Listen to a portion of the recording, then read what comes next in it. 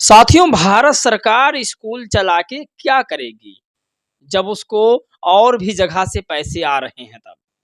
भारत सरकार ने यूपी सरकार को आदेश दिया होगा और यूपी सरकार ने आज फैसला लिया कि यूपी में 27,768 स्कूल पर हम पाबंदी लगाएंगे, जिसमें 50 बच्चों से कम बच्चे पढ़ रहे हैं।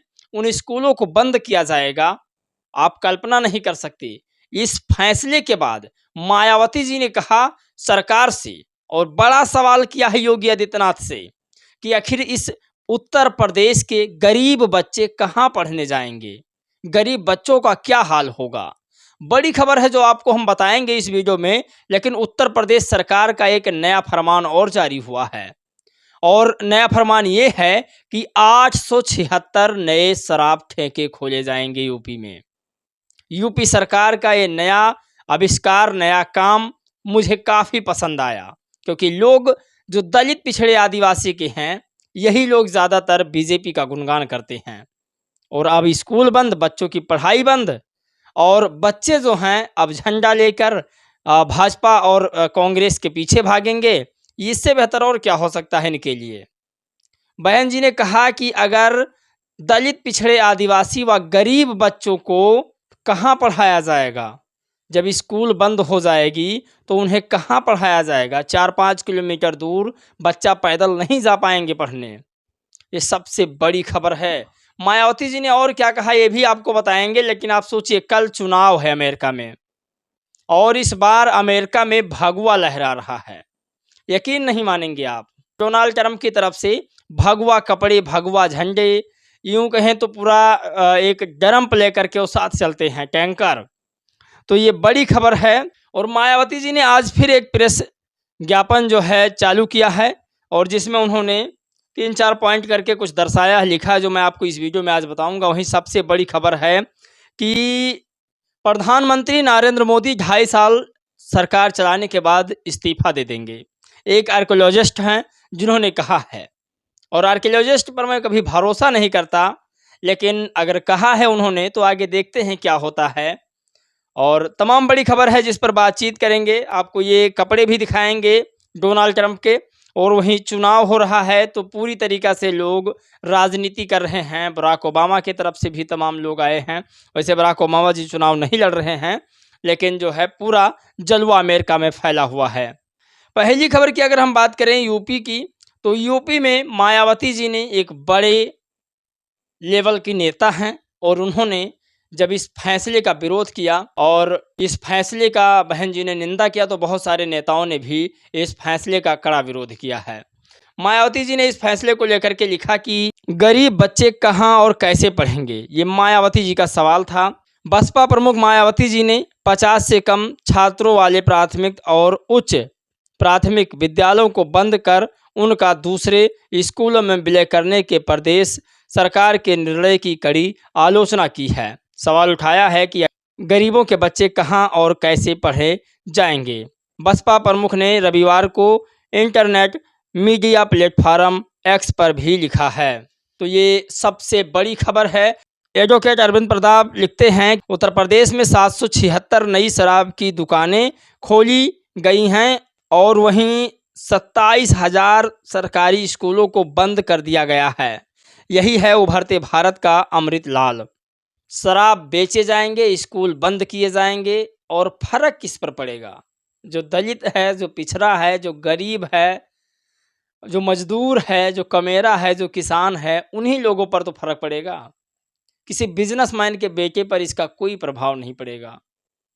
मिडिल क्लास के लोगों पर इसका ज़्यादा प्रभाव पड़ेगा। लेकिन सरकार को क्या फ़र्क पड़ता है?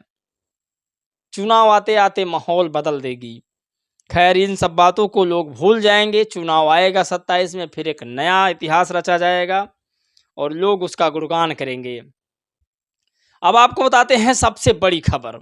सबसे बड़ी खबर दोस्तों ये है कि बहुजन समाज पार्टी द्वारा जारी प्रेस विज्ञापित 4 तारीख का है ये, कल का। और ये लिखती हैं कि ऐसे समय में जब देश में अपार गरीबी, बेरोजगारी, महंगाई तथा कृषि, शिक्षा, स्वास्थ्य, सड़क, बिजली, साफ पानी एवं कानून व्यवस्था जैसी बुनियादी ज़रूरतों के ज़बरदस्त अभाव से करोड़ों लोगों का जीवन त्रस्त है, लेकिन इसके बावजूद भाजपा व कांग्रेस एवं उनकी सरकारें ज़्यादातर आरोपी प्रत्यारोपी तथा महाराष्ट्र और झारखंड विधानसभा आम चुनाव के मद्देनज़र फिर से रेवड़ी व लुभावने वादे घोषणाओं में ही व्यस्त हैं, जबकि लोग जीवन के जंजालों से मुक्ति के लिए स्वाभाविक तौर पर रेवड़ी नहीं बल्कि रोजगार की मांग कर रहे हैं। हिमाचल प्रदेश व कर्नाटक के सरकार कांग्रेस की जनता से वादा खिलाफी जग जाहिर है, जबकि यूपी समेत भाजपा सरकारें ज्वलंत मुद्दों पर से ध्यान भटकाने के लिए अनेकों प्रकार की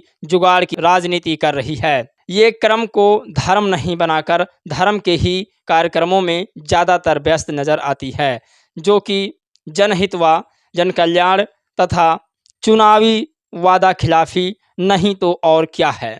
इसीलिए बीएसपी चुनाव में जनता को गुमराह करने वाले अपना कोई घोषणा पत्र जारी कभी नहीं करती है, बल्कि गरीब, मजलूमों, बेरोजगार आदि के प्रति ईमानदार क्रम को ही अपना संवैधानिक दायित्व व राजनीतिक धर्म मानकर कार्य करती है और फिर सरकार बन जाने पर जनहित व जनकल्याण के ऐतिहासिक व बेमिसाल कार्य करके भी दिखाती है, जिसकी यूपी में अब तक 4 बार रही बीएसपी की सरकार। अपनी मिसाल आप में बीएसपी प्रमुख सुश्री मायावती जी।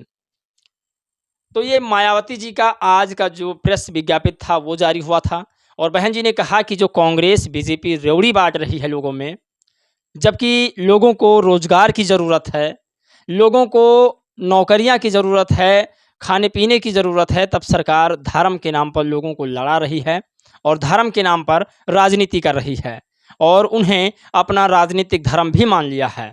जबकि धर्म असल में ये है कि अगर आप चुनावी घोषणा ना करें और जीतने के बाद आप ऐसा काम करें कि लोग आपकी वाहवाही करें, हकीकत में असल धर्म वही है।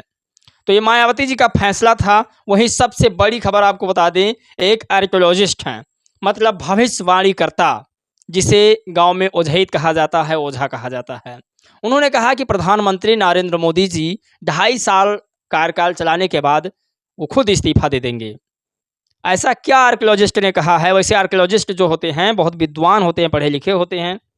हाल ही में एक पॉडकास्ट में सिग्नेचर आर्कियोलॉजिस्ट विवेक त्रिपाठी ने नरेंद्र मोदी जी के बारे में बताया कि प्रधानमंत्री मोदी जी अपना तीसरे टर्म का कार्यकाल पूरा नहीं कर पाएंगे, उन्हें 2.5 साल के अंदर अपना पद छोड़ना पड़ेगा। दरअसल इस भविष्यवाणी पर इसलिए बात हो रही है क्योंकि पहले विवेक त्रिपाठी की कई भविष्यवाणियाँ सही साबित हुई है।